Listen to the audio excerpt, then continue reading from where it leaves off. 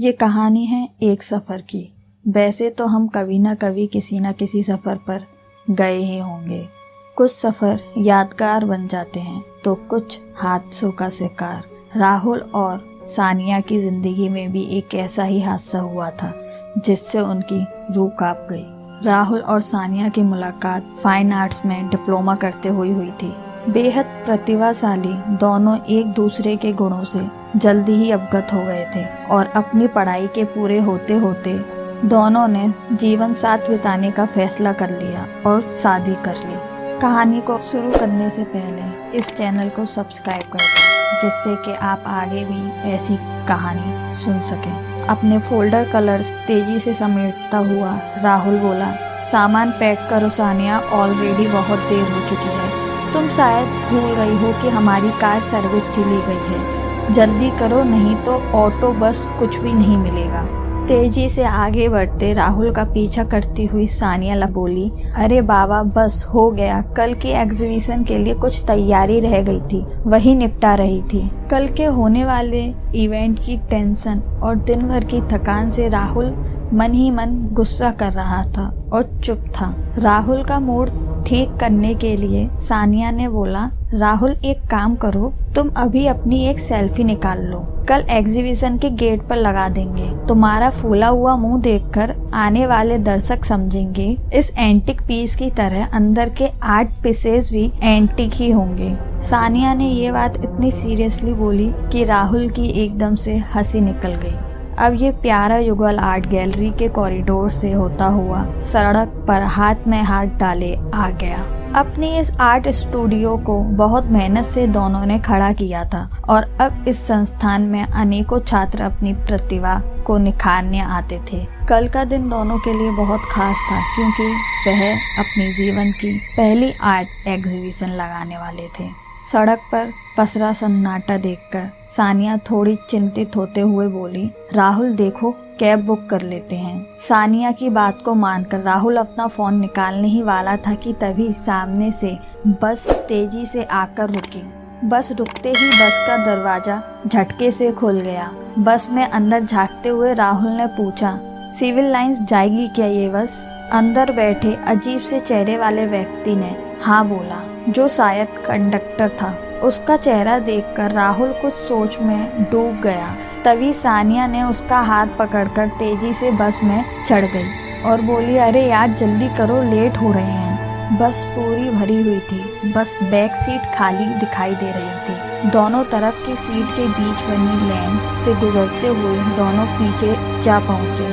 उस साइड से निकलते हुए राहुल ने एक बात महसूस की कि सभी के चेहरे नीचे झुके हुए हैं। पीछे बैठे हुए राहुल ने ये बात सानिया को बताई तो सानिया ने बोला, रात का समय है, ज्यादातर लोग सो ही रहे होंगे। उनके बैठते ही खट की आवाज आई, मेन डोर बंद हुआ और खर की आवाज से बस चल दी। रात गहराती जा रही थी। सानिया की साइड में 10-12 साल की एक लड़की बैठी थी। सानिया उसकी तरफ देखकर मुस्कुराई, पर वो लड़की पत्थर की तरह बैठी हुई थी। उसकी मासूमियत देखकर सानिया उसकी तरफ खींची जा रही थी। कला की पारखी सानिया उसे जल्दी से जल्दी अपनी ड्राइंग सीट पर उतारना चाहती थी। थोड़ी देर शांति रही, बस भी तेजी से दौड़े जा रही थी। सानिया बहुत देर से उस बच्ची को घूरे जा रही थी और एकदम से बोली, हेलो बेटा, आप अपना स्केच बनवाओगी? लड़की अब भी शांत थी, पर उसने हाँ में सर हिला दिया। धीरे धीरे बस में अजीब सी आवाजें आने लगी, जैसे कि शायद कोई रो रहा हो। धीरे धीरे आवाज बढ़ने लगी। घबराकर राहुल ने अपने से थोड़े आगे वाले यात्री से पूछा, जो सर झुकाए बैठा था, क्या हुआ, ये कैसी आवाज आ रही है? जैसे ही उस व्यक्ति ने अपना सर उठाया, उसका आधा चेहरा जला हुआ था। ये देखकर सानिया चीख पड़ी। इसके बाद वो व्यक्ति बोला, शायद आगे किसी को चोट लग गई है, इसलिए रो रहा होगा।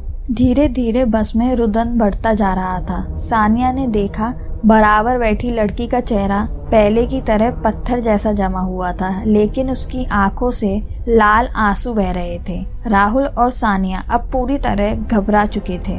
राहुल अब उन बातों को इग्नोर नहीं कर पा रहा था। राहुल ने खड़े होकर जोर से चिल्लाना शुरू कर दिया, बस यहीं रोक दो, हमें उतरना है। लेकिन बस थी कि रुकने का नाम ही नहीं ले रही थी। बस में लाइटें भी तेजी से जल बुझ रही थी। वही रोने की आवाज सुनाई दे रही थी। राहुल सानिया को लेके पीछे वाले एग्जिट गेट पर आ गया।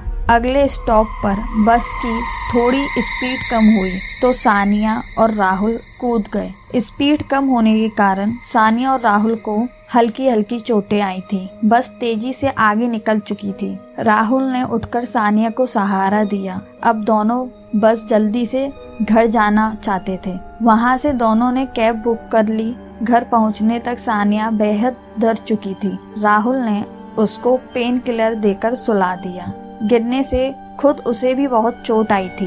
वह भी पेन किलर खाकर सोने की कोशिश कर रहा था, लेकिन बार बार रहकर उसे बस की वही सारी घटनाएं याद आ रही थी। सुबह ब्रेकफास्ट करते वक्त दोनों बहुत शांत थे।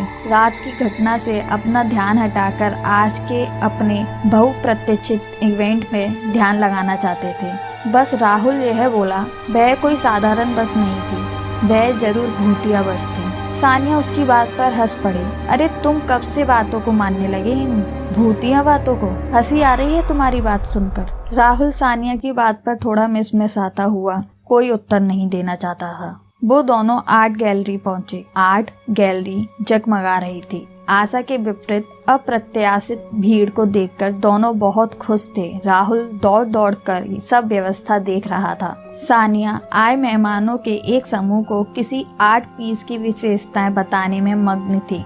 तभी उसने देखा वह बस वाली लड़की उसकी तरफ आ रही है। उसको देखकर सानिया घबराई नहीं, बल्कि तेजी से उसके पास गई और बोली, तुम यहाँ कैसे? सानिया की बात पूछने पर लड़की बोली, आपने ही तो कहा था ना दीदी कि आप मेरा स्केच बनाओगी, तो मैं अपने पापा के साथ आई हूँ। तब सानिया ने बोला, बुलाओ पापा को, कहाँ है वे? वो छोटी बच्ची बोली, वह मुझे छोड़कर चले गए हैं, आप जब तक स्केच बनाओगी वो आ जाएंगे।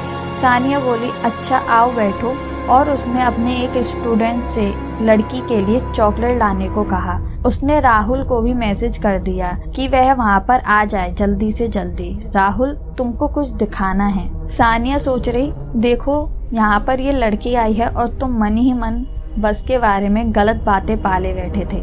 अब सानिया उस लड़की को बिठाकर स्केच बनाने लगी। सानिया ने जिससे चॉकलेट मंगवाई वो बोली, मैडम ये चॉकलेट किसको देनी है? सानिया बोली, अरे इस लड़की को, और उस लड़की की तरफ मुंह करके बोली, अरे बेटा तुमने अपना नाम नहीं बताया या मैं भूल गई? तब तक राहुल भी वहां आ चुका था और हड़बड़ाकर बोला, किससे मिलवाना है? राहुल बहुत परेशान था और उसके हाथ में अखबार था। चॉकलेट लाई हुई लड़की बोली, मैडम आप किससे बात कर रही हैं? यहाँ तो कोई भी नहीं है। सानिया को चॉकलेट देते हुए वो लड़की आगे चली गई। अब सानिया के माथे पर पसीना आ गया था। अब राहुल की आवाज उसके कानों में दूर से आती हुई महसूस हो रही थी। देखो सानिया, हम जिस बस में बैठे थे उस बस का एक्सीडेंट हो चुका था और सारे यात्री मारे गए थे। सानिया के सामने बैठी वो लड़की मुस्कुरा रही थी और बोली, दीदी कोई मुझे नहीं देख पाएगा, सब भूत समझते हैं मुझे।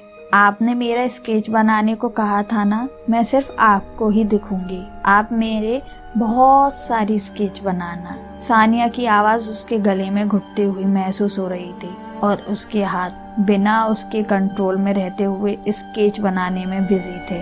वो उसी पल बार बार राहुल से कहने लगी कि सामने वही लड़की है जो बस में मिली थी, पर राहुल क्या, वहाँ किसी को भी वो लड़की दिख नहीं रही थी।